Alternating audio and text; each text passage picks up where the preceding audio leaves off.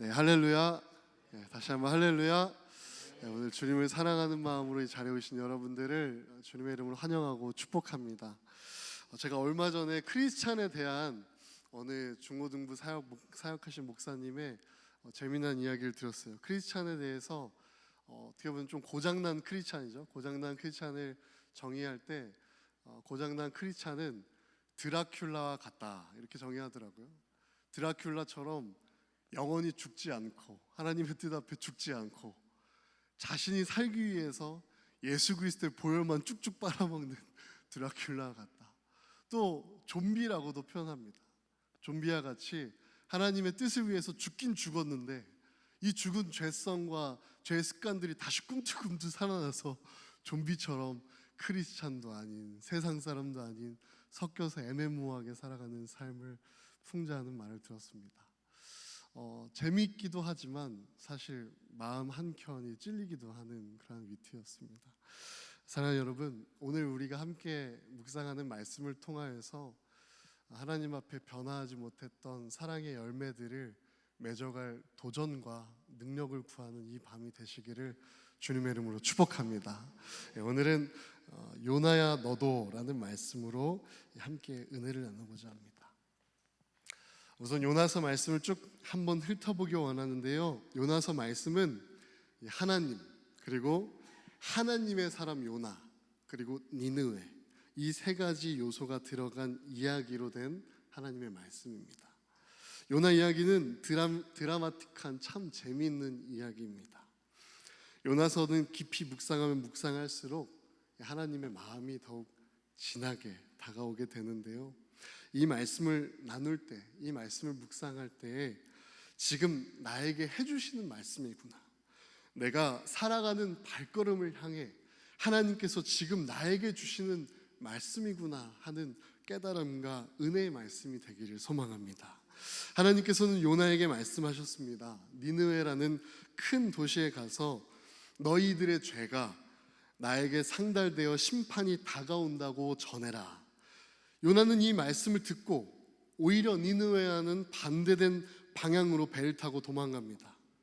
배를 타고 가는 동안에 폭풍을 만나게 되고 그 폭풍 가운데에서 이것이 하나님의 뜻임을 알고 바다에 풍덩 빠지게 됩니다. 하나님께서 큰 물고기를 준비하셔서 요나를 삼키게 하시고 그 뱃속에서 3일간 기도하게 됩니다. 그래서 회개한 요나는 다시 한번 제대로 하나님께서 말씀하셨던 니느웨로 가게 됩니다. 3일 동안 걸어 다닐 그 성읍을 하루 동안 정말 힘차게 걸어 다니면서 선포합니다. 너희들의 죄 때문에 너희들이 망할 것이다 라는 말씀을 전합니다. 말씀을 다 전한 후에 이 요나가 니느웨가 다 보이는 곳에 앉아서 니느웨가 망하나 안 망하나, 어떻게 망하나, 하나님께서 그들이 울며 부르짖고 탄식하고 금식하고 기도하는 그 회개하는 모습을 보시고 그들을 용서해 주시는 것을 이제 자신의 상상이 아닌 현실로 일어났을 때에 요나는 하나님의 용서와 하나님의 사랑과 하나님의 구원 앞에 화를 내게 됩니다. 화를 내는 요나에게 박넝쿨, 잎이 아주 큰 나무와 벌레를 하나님께서 준비하셔서 이 잎으로 해를 가리고 편히 지내고 있다가 벌레가 갉아먹어 하나님을 원망하게 합니다. 그때 하나님, 왜 이 박넝쿨 가져가십니까? 하나님께서 오늘 함께 읽었던 본문 말씀으로 이 요나 이야기는 마무리가 되게 됩니다. 저는 이 요나서를 묵상하면서 오늘 함께 두 가지 질문을 통하여 하나님의 마음을 두드려 보기 원합니다. 첫 번째는 왜 요나는 도망쳤을까 하는 질문입니다. 요나는 왜 요나서 내내 하나님의 뜻과 하나님의 콜링과 사명과 그 소명 앞에 비협조적이고 비판적이고 하나님의 뜻과 사랑을 향해서 화를 주체할 수 없는 것처럼 보입니다.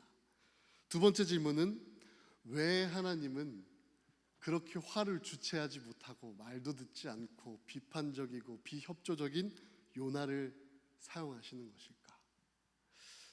왜 하나님은 그런 요나를 니느웨에 가게 하셨을까? 사실 저의 이 질문에 대한 답의 열쇠는 니느웨라는 어떤 장소에 있습니다. 니느웨라는 장소가 이 질문에 큰 키를 가지고 있더라고요. 니느웨가 어떤 도시였냐면 성경에는 아주 큰 도시로 설명되어 있습니다. 또한 죄가 가득한 도시라고 되어 있고요. 니느웨라는 이 큰 성은 이스라엘과 함께 붙어 있는 아수르 나라라는 대국의 수도였습니다. 죄가 많았고 문란했고 도덕이 파괴된 상황이었습니다. 어쩌면 니느웨와 동맹을 맺으면 이스라엘에게는 굉장히 큰 힘이 되는 그러한 나라였습니다. 하지만 니느웨는 과거에 이스라엘 나라를 침략했던 역사도 갖고 있었습니다. 결국 이 니느웨라는 이 도시는 유대인 요나에게 있어서 죽어 마땅한 벌레 같은 사람들이 모여 있는 심판을 받아야 할 도시, 죽어야 마땅한 도시, 원수 중에 원수인 것입니다.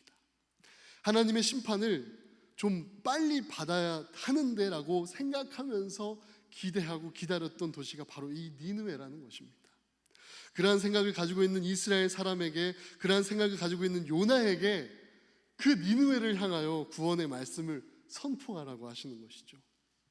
말씀을 전해라라고 하신 그 말씀을 들으면서 요나는 그렇게 생각했습니다. 내가 이럴 줄 알았어. 하나님은 사랑은 한량이 없으시고 하나님께서 용서하실 줄 이 요나는 알았던 것입니다. 그래서 그 멸망을 이야기하기 두려웠습니다. 내가 두려웠습니다라고 요나는 고백합니다. 4장 1절에서 3절 말씀입니다. 요나는 이 일, 그러니까 재앙이 내리고 심판하기로 했던 하나님의 분노가 철회된 상황이 매우 못마땅하여 화가 났다. 그는 주님께 기도하며 아뢰었다. 주님, 내가 고국에 있을 때 이렇게 될 것이라고 이미 말씀드리지 않았습니까? 내가 서둘러 스페인으로 달아났던 것도 바로 이것 때문입니다. 하나님은 은혜로우시며 자비로우시며 좀처럼 노하지 않으시며 사랑이 한없는 분이셔서 내리시려던 재앙마저 거두실 것임을 내가 알고 있었기 때문입니다. 주님, 이제는 제발 내 목숨을 나에게서 거두어 주십시오. 이렇게 사느니 차라리 죽는 것이 낫겠습니다. 이 요나의 복잡 미묘하고 속상한 심정이 느껴지십니까? 그렇습니다. 요나는 이 구원의 선포를 하기 싫었습니다. 하나님의 사랑을 전하기 싫었던 것입니다. 하나님께서 죄가 싫으시다면 그냥 어차피 심판받아야 합당한 우리의 민족을 그렇게 괴롭혔던 그 나라를, 그 도시의 사람들을, 문란한 사람들을 죽이면 죽였지 왜 나를 보내셔서 그들에게 용서를 구할 수 있는 기회를 주지? 나는 싫습니다. 그래서 요나는 하나님의 얼굴을 피해 도망갔지 않습니까? 하나님의 한량없는 그 크신 사랑이 너무나도 화가 나고 미워서 도망갔던 것입니다. 그래서 많은 성서학자들은 이 요나서에 대하여 이렇게 얘기합니다. 구원에 대한 민족성, 배타성을 비판하는 책이다. 이스라엘 백성들만 구원하고 이스라엘 백성들만 용서해 주시고 이스라엘 백성들만 사랑하는 하나님이 아니라는 것을 알 수 있도록 쓰여졌다. 모든 민족이 하나님의 사랑을 받을 수 있음을, 모든 민족이 하나님의 용서를 받을 수 있음을 말해주는 책이다라고 이 요나서를 정의하기도 합니다. 하지만 학자들이 바라보는 이 관점에서도 한 가지 풀리지 않는 질문이 있습니다. 요나가 안 간 거, 싫어한 거 우리가 이제는 알았습니다. 그들을 미워했으니까. 근데 왜 성실한 사람들도 많았을 텐데, 하나님의 사랑으로 살아가는 사람들도 많았을 텐데, 주님 말씀하시옵소서, 주님의 종이 듣겠습니다라고 하나님의 응답과 음성과 사명을 기다리는 많은 사람들이 있었을 텐데 왜 도망가고 하나님께 화를 내고 그들이 용서받고 회개하는 모습에 화가 나서 하나님을 원망하는 이 요나를 사용하셨을까 하는 질문이죠. 다른 선지자들을 보십시오. 하나님의 말씀을 듣고 선지자들은 막 두려워하기도 합니다. 사실상 하나님을 경외하는 자들만 하나님과의 친밀한 관계를 가질 수 있었고, 또 그 이미 거룩한 삶을 구별되어서 살아가던 그 선지자도 하나님의 거룩하심을 직접 배울 때 이사야 6장 5절 이사야의 고백입니다. 나여 망하게 되었도다.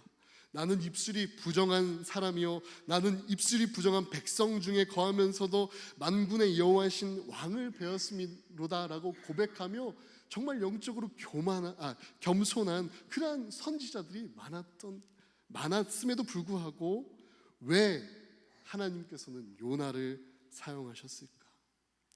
다시 잡아놔서 물고기 배에다 놨더니 그런 그가 물고기 배에서 회개하며 하나님 감사합니다, 죄송합니다, 찬양도 하고 기도도 하면서 하나님의 한량없는 사랑을 향해 다시 화를 내고 욕하고 원망하고, 왜 하나님은 그런 요나를 왜 끝까지 사용하셨을까요? 나의 정욕을 위해 십자가를 포기할 때가 많고 하나님이 없는 것처럼 살아가는 우리의 교만한 삶의 모습들, 정작 하나님의 시선보다 사람의 시선 두려워하고 기도하는 제목이 하나님의 뜻이 아닌 끝없는 나의 욕심과 뜻을 위해 예수 그리스도를 도구 삼아 신앙하는 드라큘라와 좀비 같은 우리들을 하나님은 왜 쓰실까요? 그건 바로 이 요나서가 요나를 용서하시고 요나를 사용하시고 니느웨를 용서하시는 하나님의 사랑과 하나님에 대해서도 말하고 있지만, 이 요나서는 다른 측면으로 요나의 용서를 이루시는 하나님에 대해서도 기록하고 있음을 봅니다. 그러니까 하나님께서 이 요나를 선택하시고 이 요나에게 사랑의 메시지를 전하도록 허락해 주신 것은 이 사랑 앞에 니느웨를 요나가 용서하기를 하나님께서는 원하셨을 것을 믿습니다. 사랑하는 예배자 여러분, 하나님은 우리의 능력을 필요로 하시는 분이 아니십니다. 하나님은 우리의 순종을 받으시는 분입니다. 믿으십니까? 준비 안 되고 순종 못하는 요나를 하나님의 도구로, 진리를 선포하는 선포자로 사용하셨습니다. 삶으로 거룩하지 않는 우리를 찬양팀으로, 성가대로, 목회자로, 평신도 사역자로, 속장으로, 부속장으로 사용하십니다. 자격이 있어서가 아니에요. 죄가 없어서가 아닙니다. 하나님께서는 요나에게 요나야 내 마음을 알아줘. 요나야 너 아니면 안 돼. 난 네가 바다에 빠지더라도 널 건져낼 거야. 요나가 그렇게 미워하고 용서할 수 없었던 그 원수 같은 니느웨를 용서하기 원하셨던 것입니다. 더 나아가서 그들에게 말씀을 전하시길 원하셨던 겁니다. 그들의 얼굴을 바라보고 그들의 삶을 바라보고 용서하라라는 하나님의 말씀이셨습니다. 사랑하는 좋은교회 예배자 여러분, 우리를 인도하시는 하나님의 섭리와 음성에 귀 기울이시기를 주님의 이름으로 축복합니다. 그리고 용서하십시오. 원수들을 용납하십시오. 그리고 사랑하십시오. 지금 이 말씀과 이 말씀을 함께 나누는 우리들의 삶에 허락해 주신 하나님의 음성일 줄로 믿습니다. 시대적으로 정의를 구현하면서 실현하는 미투 운동과 더불어 이 적폐 청산을 하는 사회적 흐름 속에서 이 용서라는 단어는 어떻게 보면 정말 미련하고 어리석어 보이는, 이제는 말도 안 되는 그런 행위가 되었습니다. 하지만 하나님께서는 오늘도 살아계셔서 우리에게 그 사랑을, 그 용서를 초대하시고 원하시는 줄로 믿습니다. 눈에 보이는 이웃들, 가족들, 동역자들, 원수까지도 하나님의 동일한 귀한 자녀로서 하나님께서 용서하시는데, 하나님께서 요나에게 그렇게 말씀하시지 않았겠습니까? 오늘 본문 11절 말씀, 하물며 좌우를 가릴 줄 모르는 사람들이 12만 명이 더 되고 짐승들도 수없이 많은 이 큰 성읍 니느웨를 어찌 내가 아끼지 않겠느냐? 어찌 내가 아끼지 않겠니? 그러면서 하나님께서 그렇게 말씀해 주시지 않았겠습니까? 요나야, 너도 용서하지 않을래? 요나야, 너도 이들을 사랑해 주지 않을래? 요나야, 너도 이들의 구원을 기뻐해 주지 않을래? 이 용서를 위해 사랑할 수 없는 이들을 사랑할 수 있도록 하나님께서 우리에게 보내주신 분이 바로 예수 그리스도임을 오늘 이 시간 우리가 함께 기억하기 원합니다. 사랑할 수 없는 이들을 사랑하는 일, 또 용서할 수 없는 이들을 용서하는 일, 그 일이 바로 하나님께서 우리에게 예수 그리스도를 통해 가르쳐준 십자가의 일일 줄로 믿습니다. 할렐루야. 그 십자가 사랑을 향해 우리에게 능력 되신 예수 그리스도를 붙들며 예수 그리스도 그 이름의 능력으로서 이제는 우리가 그 사랑을 전하기 이전에 그 사랑으로 변화되는 한 사람이 되겠다고. 요나야, 너도 용서해 주지 않을래라는 하나님의 음성 앞에 제가 그렇게 용서하겠습니다. 제가 그렇게 사랑하겠습니다. 제가 그렇게 그 구원을 함께 기뻐하며 찬양하겠습니다라고 고백하는 우리 좋은교회 모든 성도 여러분이 되시기를 주님의 이름으로 축복합니다. 로마서 12장 21절은 우리에게 이 선함에 대해서 가르쳐주고 있습니다. 악에게 지지 말고 선으로 악을 이기십시오. 아멘. 찬양팀 나오시고요. 시간 우리 함께 찬양하며 기도할 때에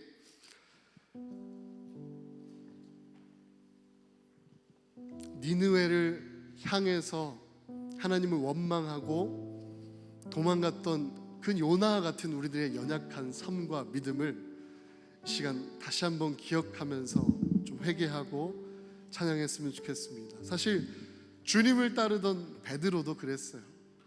누가복음 8장 27절에 나왔던 말씀처럼 예수님께서 그들에게 십자가의 계획을 가르쳐 주신 후에 베드로는 그 십자가의 계획을 듣고 예수님을 붙들고 항변하매라고 기록되어 있습니다. 그러니까 이 십자가의 일은 우리의 육신의 생각으로, 사람의 생각으로 들었을 때는 예수님을 붙들고 항변하고 싶은 일이라는 거예요. 이해가 안 되고 분노가 차오르는 그 일. 하지만 예수님께서는 그런 베드로에게 사단아 물러가라, 네가 하나님의 일을 생각하지 못하느냐라고 책망하셨던 것을 봅니다. 사랑하는 여러분, 우리가 예수 이름의 능력으로 이 시간 함께 기도할 때 사람의 모든 생각들이 하나님의 생각으로 변화되고 사람의 모든 마음들이 하나님의 마음으로 변화되는 그 능력의 시간이 되기를 주님의 이름으로 축복합니다. 그래서 그 실패했던 삶의 자리들, 그 십자가를 포기했던 그 현장을 우리가 함께 기억하면서 예수의 이름으로 우리가 일어서겠습니다. 주님, 우리가 그렇게 사랑하겠습니다 라고 고백하며 찬양했으면 좋겠습니다.